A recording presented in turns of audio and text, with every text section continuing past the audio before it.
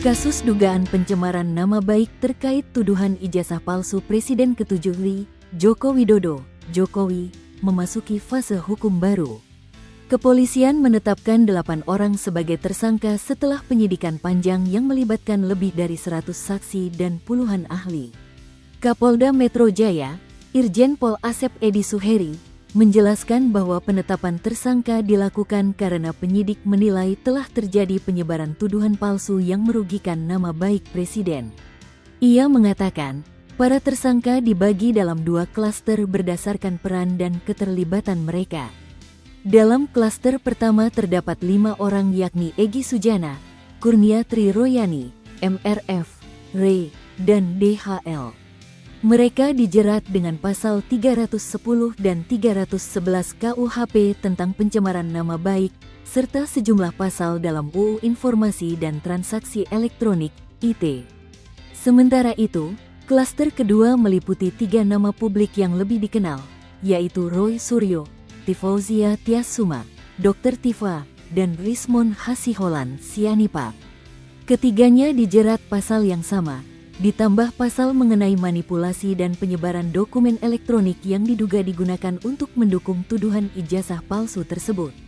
Asep menuturkan bahwa hingga kini penyidik telah memeriksa 130 saksi dan 22 ahli, serta menyita 273 barang bukti. Salah satu barang bukti utama adalah dokumen ijazah asli Jokowi yang diperoleh langsung dari Universitas Gadjah Mada, UGM. Polisi menilai bukti tersebut memperkuat dugaan bahwa para tersangka melakukan manipulasi data dan penyebaran informasi palsu secara sistematis. Menurut Asep, penyidik kini sedang berkoordinasi dengan Kejaksaan Tinggi DKI Jakarta untuk melanjutkan proses hukum ke tahap penuntutan.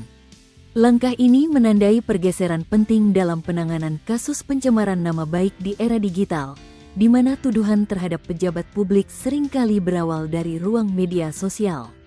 Awal mula kasus, dari diskusi viral hingga laporan Presiden. Kasus ini bermula dari laporan resmi yang diajukan Jokowi ke Polda Metro Jaya pada tanggal 26 April tahun 2025.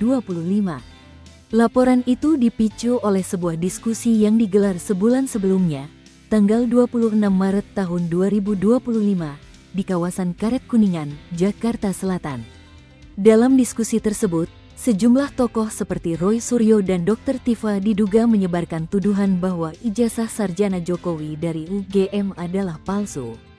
Video pertemuan itu kemudian beredar luas di media sosial dan menjadi viral. Kabid Humas Polda Metro Jaya saat itu, Kombes AD Arisyam Indradi, menjelaskan bahwa setelah mengetahui adanya video tersebut, Jokowi meminta ajudan dan tim hukumnya untuk mengumpulkan bukti dari berbagai platform digital. Setelah bukti terkumpul, laporan resmi pun dibuat untuk menindak dugaan fitnah dan pencemaran nama baik. Download Tribun X sekarang, menghadirkan lokal menjadi Indonesia.